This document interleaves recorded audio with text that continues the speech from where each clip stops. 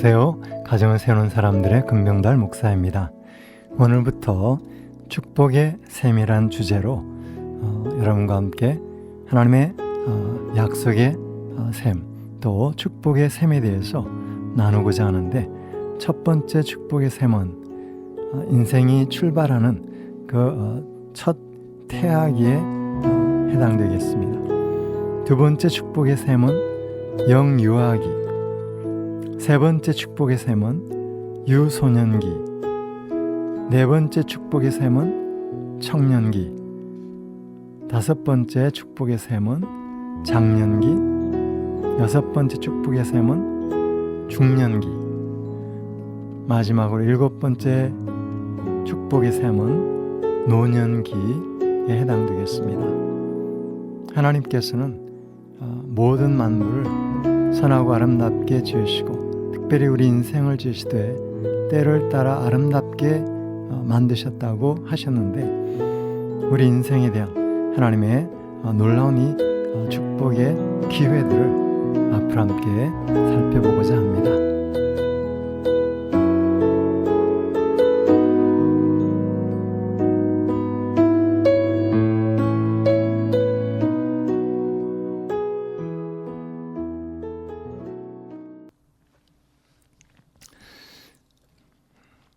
우리 인생은 하나님께로부터 놀라운 그런 축복의 기회를 부여받고 있습니다. 사람은 하나님의 형상대로 지음을 받았다고 말씀을 하죠. 하나님께서 천지 만물을 말씀으로 창조하신 것처럼 우리 인생도 특별히 말을 통해서 우리는 하나님의 축복을 전달할 수 있고, 또 하나님의 생명을 전달할 수 있게 됩니다. 복음의 의미가 기쁜 소식, 기쁜 소리, 이런 개념이 있는 것처럼 결국 저희들을 통해서 하나님의 살아계심, 또 하나님의 선하심, 하나님은 정말 생명의 근원이시고 또 우리에게 필요한 모든 것을 공급하시는 하늘 아버지가 되신다는 사실을 우리는 경험하고, 또 그 사실을 전파하는 그 사명을 띠고, 특별히 우리 선교사님들은 세계 각곳에서 특별히 사람들이 보지 않고 또 사람들이 많지 않을지라도 그 외진 곳에서 때론 좀 외롭고 힘들지만 믿음의 선한 싸움을 넉넉히 싸우게 되는 줄 믿습니다. 이제 우리가 이 땅에 살면서 하나님의 축복의 통로로서의 역할을 감당해야 되는데, 과연 어떻게 이 축복이 전달될 수 있고, 또한 그 축복은 어디에서 어떻게 흘러나오는 것인가, 한번 그림을 잘 그려보면 좋겠습니다.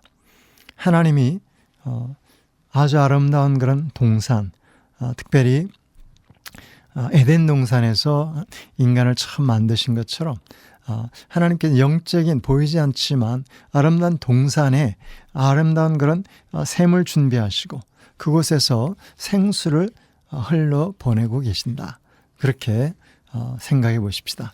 그럴 때 그 생수가 굽이굽이 흘러와서 이제 목마른 영혼들이 강가에서 그 물을 마심으로 생수를 통해서 새로운 힘을 공급받고, 그리고 이 땅에 사는 그런 새로운 에너지를 얻을 수 있는 것처럼, 바로 우리의 입술을 통해서 나오는 말이 하나님이 주시는 말씀을 전달함으로써 생명의 말씀으로 전달이 되고, 또 사랑의 말씀으로 전달이 될 때 그 말씀을 듣는 자들이 살아나는 역사가 있게 되는 것입니다. 이제 정신과 의사 로스 캠벨 박사라는 분이 이런 이야기를 합니다. 사람마다 그 마음속에 감정의 탱크가 있다. 특별히 사랑의 감정이 필요한 사랑의 그릇이라고, 러브 탱크라고 표현을 하는데, 특별히 어린 아이들에게 그 사랑의 탱크가 비게 되면 아이들은 말할 수 없는 그 갈급함 속에서 유리방황하거나 또는 청소년기에 아주 탈선의 길을 가게 된다고 그렇게 진단하고 있습니다. 그렇습니다. 사람은 무엇으로 사는가? 결국 하나님이 사랑의 근원이신데 그 하나님의 사랑을 공급받음으로써 우리가 살게 됩니다. 그런데 그 하나님은 눈에 보이지 않고 또 말씀하시는 하나님은 정말 우리가 아주 희귀하게 하나님 직접 말씀하시는 걸 들을 수 있을 뿐입니다. 그 대신 하나님께서는 이 땅에 우리 부모라는 대리자를 통해서 우리의 자녀들에게 이 하나님의 사랑을 전달하라고 사명을 맡기시는 것입니다. 결국 하나님은 한 가정의 부모, 아빠, 엄마를 통해서 그 태어난 자녀들에게 하나님의 사랑의 그 생수의 샘에서 그 물을 맛보고 그 물을 기른 후에 우리의 자녀들에게 다시 하나님의 사랑을 전달하라고 그렇게 사명을 주신 것이었습니다.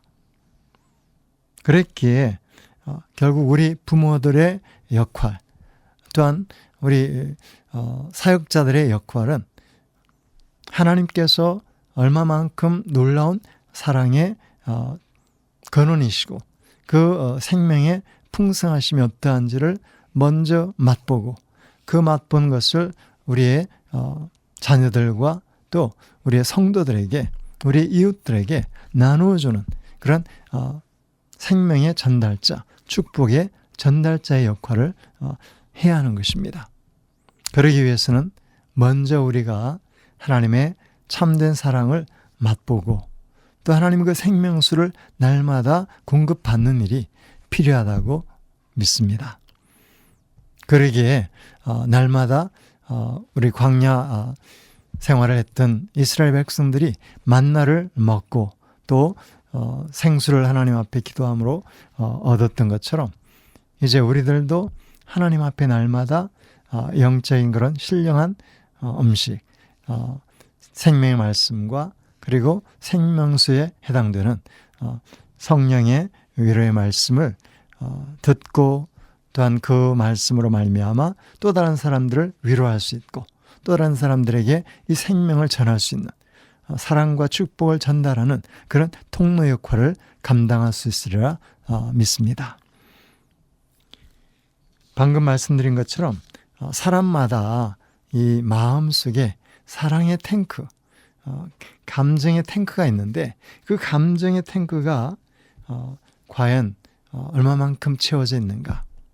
이 사랑의 탱크가 채워진 만큼 우리는 그만큼 삶의 에너지를 얻을 수 있고 또 생기가 있게 되지만 이 사랑의 탱크가 비는 만큼 우리는 힘들어지고 또한 우리의 삶 속의 에너지가 고갈되는 것을 느끼게 됩니다.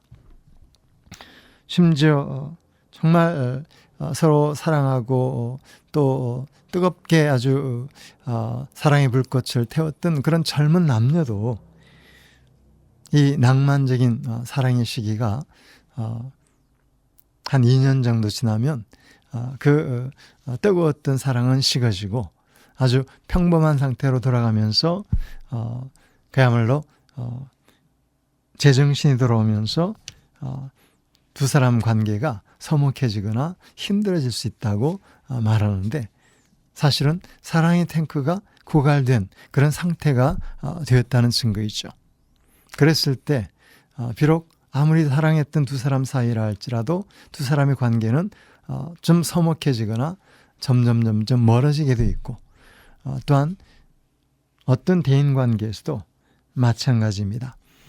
우리 마음의 상태에 따라 우리 마음의 사랑의 탱크가 얼마만큼 채워져 있는가 아니면 비어 있는가에 따라 우리가 만나는 사람들에게 그만큼 여유롭게 대할 수가 있고 반면에 또한 각박하게 대할 수밖에 없는 그런 상태가 되게 되는 것이죠.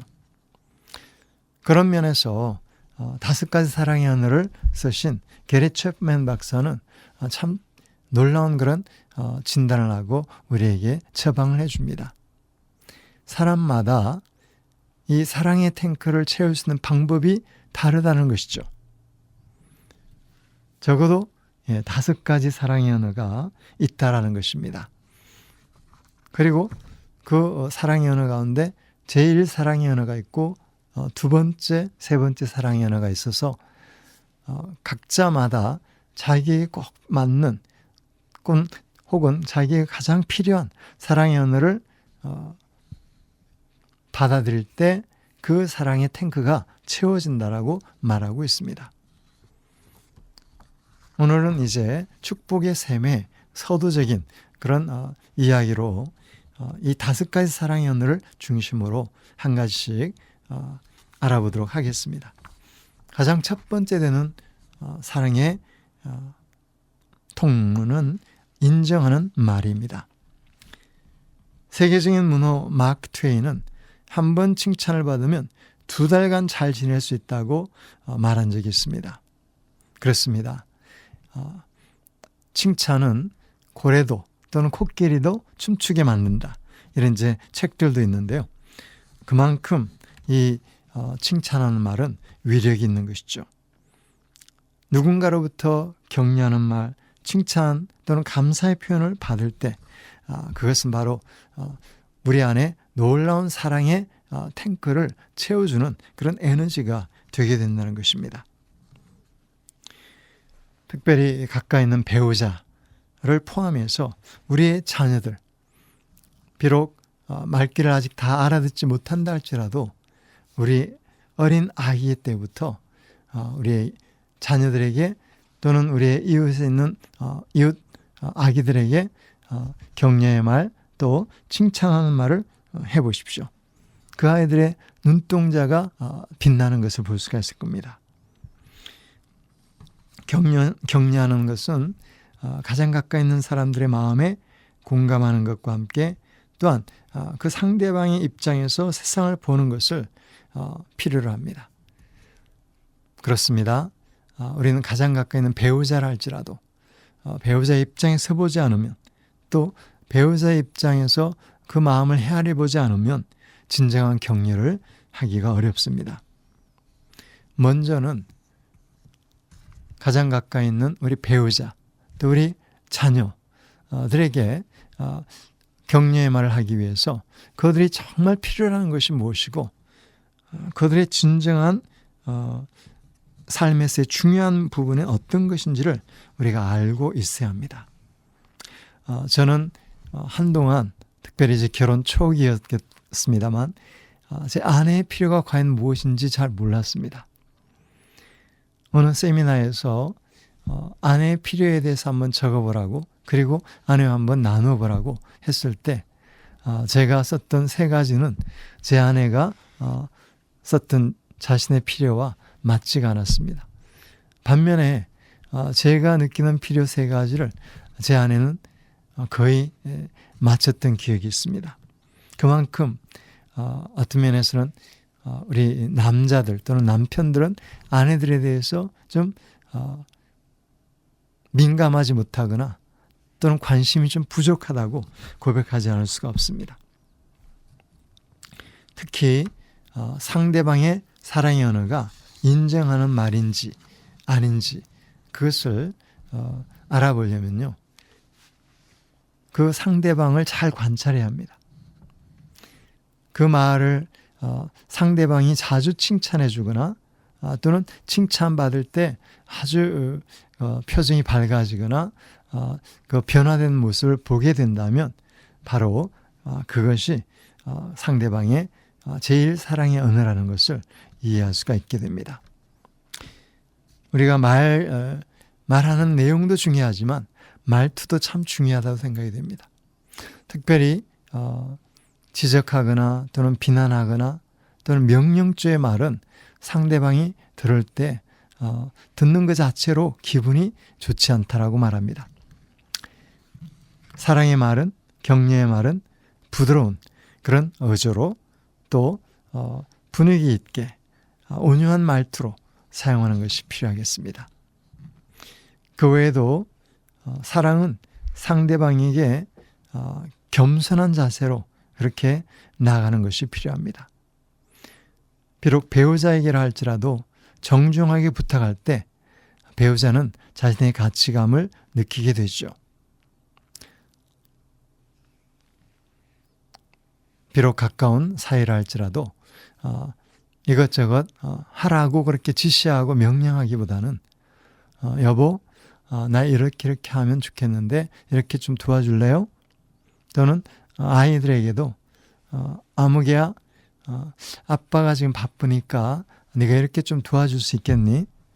이렇게 말할 때 대부분 아빠가 하는 요청에 또 이제 남편이 하는 그런 부탁에 거절하는 아내나 아이들은 없을 것입니다. 두 번째 사랑의 언어는 함께하는 시간이라고 볼 수 있습니다. 이 함께한다는 시간, 특별히 요즘 이제 맞벌이 부부들이 많아지고 아이들 입장에서는 엄마 아빠가 함께 해주지 않기 때문에 참 그 외로움, 마음의 공허함, 정서적인 그런 그 갈급함이 아주 많다고 그렇게 진단이 되고 있습니다. 특별히 함께하는 시간에 있어서 정말 중요한 것은 그냥 그 자리에 아이들과 함께 있어주는 그 자체가 중요한 것이 아니고 그 아이에게 온전한 관심과 또한 우리 어떤 사랑의 마음, 배려의 마음을 집중하는 것을 말합니다. 우리가 사랑하는 연인과 함께 시간을 보낼 때 그 연인의 말 한마디 또는 표정 하나를 정말 눈여겨보면서 또 하고 싶은 말을 하지만 또 상대방의 말에 대해서 그 말이 무슨 의미를 무슨 뜻이 있는가를 헤아리는 것처럼 그렇게 시간을 보내는 것. 또한 우리 자녀들이 특별히 아기가 아주 어릴 때 저희도 요즘 이제 16개월, 17개월 되는 손주가 있어서 손주를 제가 함께 보내는 시간이 있는데요. 이 손주는 아장아장 긋긴 하지만 과연 한순간도 눈을 떼거나 관심을 놓게 되면 이 아이가 어디에서 어떻게 넘어질지 또 어떤 아무 것이나 집어먹게 돼서 또 혹시 배탈이나 나지 않을지 아주 초미의 관심을 아이에게 두고 시간을 보내야 되는 것을 볼 수 있습니다. 그래서 아이와 함께 한 2시간 시간을 보내면 굉장히 많이 피곤한 걸 느낍니다. 왜냐하면 아이에게 신경을 쓰고 관심을 집중하느라고 그만큼 에너지가 들어갔다는 것이죠. 결국 사랑이란 관심과 돌봄의 그 다른 말이라고 말하겠죠. 그만큼 함께한다는 시간은 그냥 한 공간에 같이 있다는 것 자체가 중요한 것이 아니고 상대방에게 자신의 관심과 또 배려를 마음 쓰는 것을 함께 해준다는 것을 말하고 있습니다. 특별히 이제 가까운 사람, 배우자나 또는 아이들과 대화를 할 때도 마찬가지입니다. 우리의 시선은 상대방의 눈을 집중하고 또 우리의 모든 관심을 우리의 두 귀와 함께 우리의 모든 그 관심을 상대방이 하는 말에 귀를 기울이고 관심을 집중함으로 상대방이 과연 무슨 말을 하고 상대방의 생각이었다며 상대방의 느낌은 어떤 느낌인지를 알아주는 것이 바로 중요한 것입니다. 결국 함께하는 시간의 핵심적인 내용은 마음과 마음, 우리의 사랑의 감정이 상대방에게 전달되도록 해주는 것이 필요하다는 것입니다. 아울러 함께하는 활동이 아주 필요합니다. 특별히 이제 아이들이 자라면서 엄마나 아빠가 함께 놀아준 것에 대해서 굉장히 고마워하는 것을 봅니다. 저도 사실 사역자의 삶으로 쉽지는 않았습니다만 우리 아이들이 이제 10대 막 들어가면서 아이들이 운동을 좋아하고 그랬을 때 제가 한 번은 야구 방망이 그리고 야구 클럽과 야구 공을 사서 아이들에게 선물을 한 적이 있고, 그리고 이제 틈날 때마다 이 야구 공놀이를 하고 야구를 함께 한 적이 있었습니다. 그랬을 때 아이들이 아빠에 대해서 새롭게 아빠를 발견하고, 또 아빠와 함께하는 그 시간 때문에 아빠를 몹시 자랑스러워하는 그런 모습을 볼 수가 있었습니다. 그 외에도 함께 정원을 가꾼다든지, 또는 벼룩시장에 함께 가본다든지, 또는 함께 산책을 한다든지, 또는 함께 세차를 한다든지, 이런 여러 가지 활동들이 바로 함께하는 시간에 해당되겠습니다. 세 번째 우리가 생각해 볼 수 있는 사랑의 통로, 축복의 통로는 바로 선물입니다. 선물은 사랑의 표현의 방법이라는 사실을 모르는 사람이 없을 것입니다.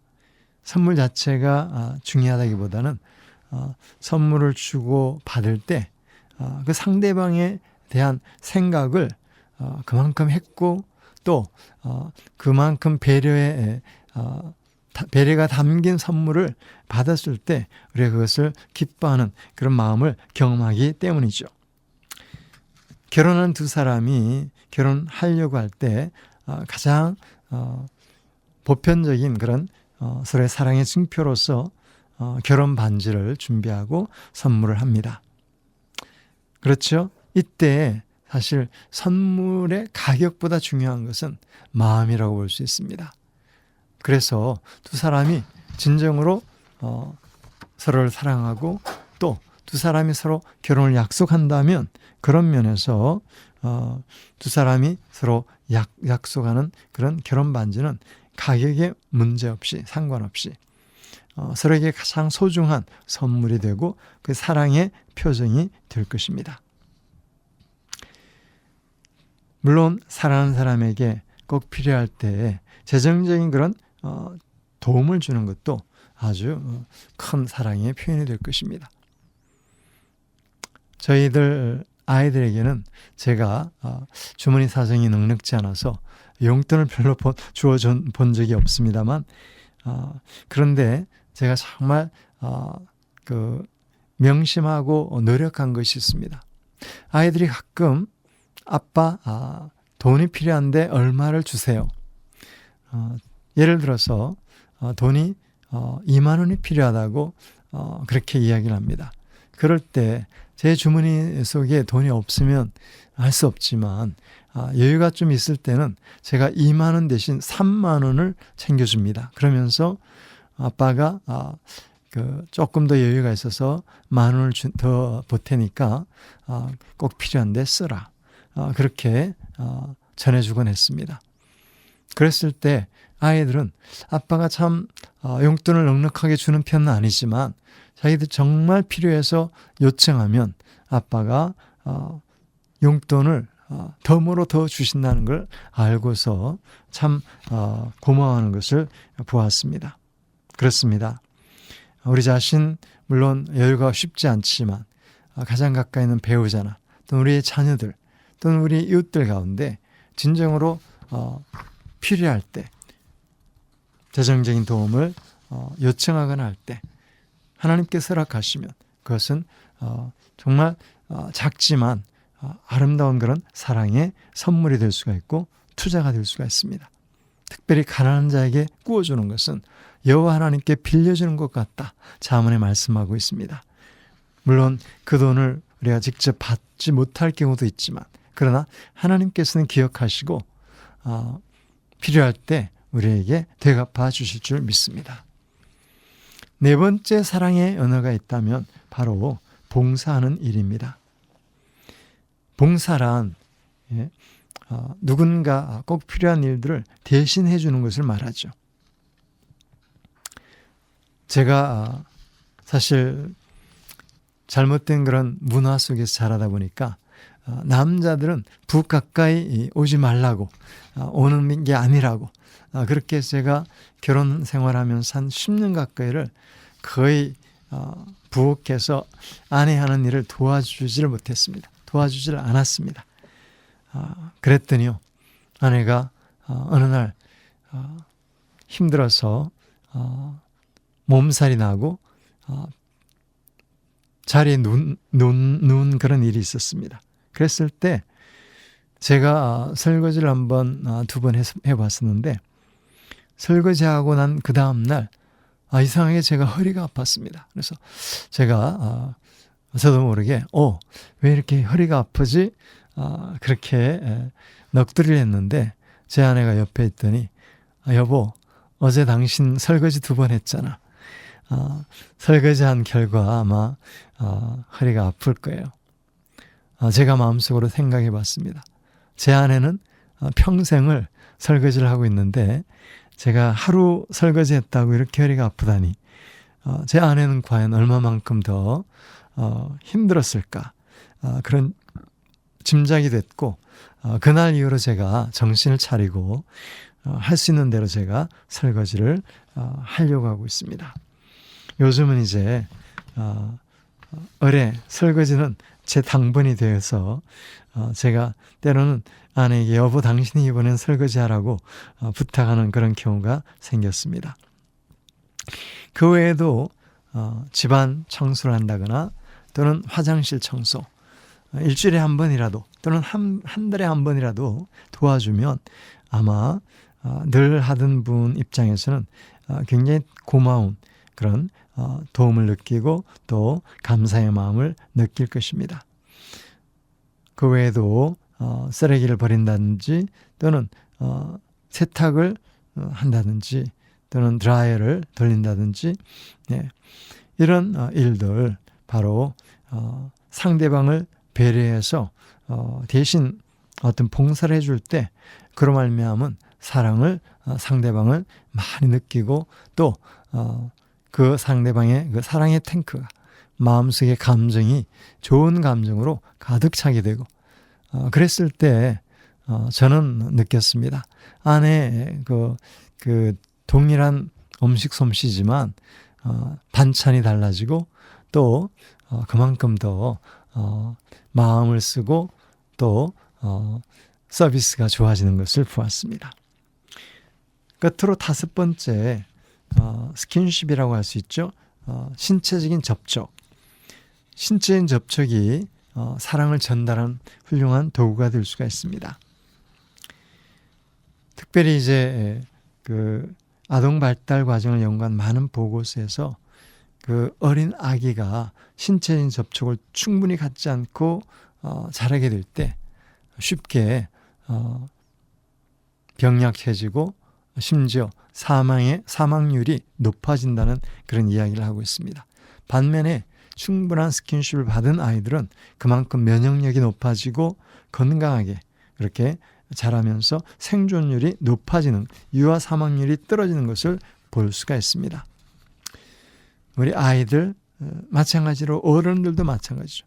손을 잡아주거나 또는 키스를 해주거나 포옹하거나 또는 정말 사랑하는 그 관계 속에서 부부가 신체적인 그런 결합을 통해서 사랑을 확인할 때 그것은 깊은 사랑의 언어가 될 수가 있습니다. 특별히 성적인 그 관계가 얼마만큼 깊은 만족을 주고 또 그것이 깊은 사랑의 언어인지 아마 부부 생활을 하시는 분들은 경험하게 되겠습니다만 우리가 그 클라이막스를 누리든 아니면 클라이막스가 없는 그런 상태라 할지라도 정서진 그 만족감을 느끼게 되는데 바로 성적인 결합을 통해서 우리 뇌 속에 기분 좋게 만들어주는 도파민이라든지 옥시토신이라는 성호르몬이 분비가 됨으로 말미암아 그만큼 강장 작용을 해주고 또 신체 면역력까지 높여준다는 그런 보고를 하고 있습니다.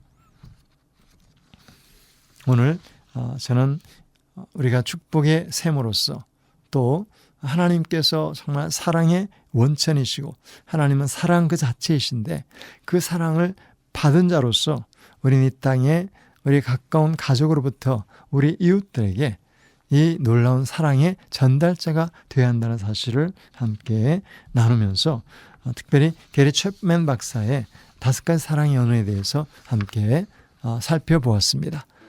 오늘 여기까지 하도록 하겠습니다. 감사합니다.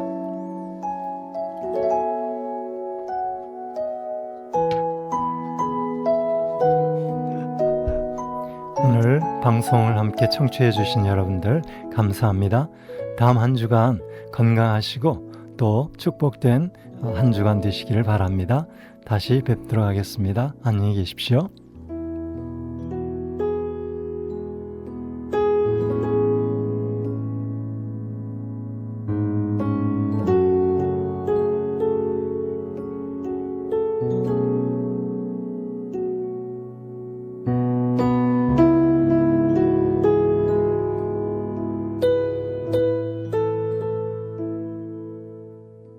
사랑의 빛 나누기 운동.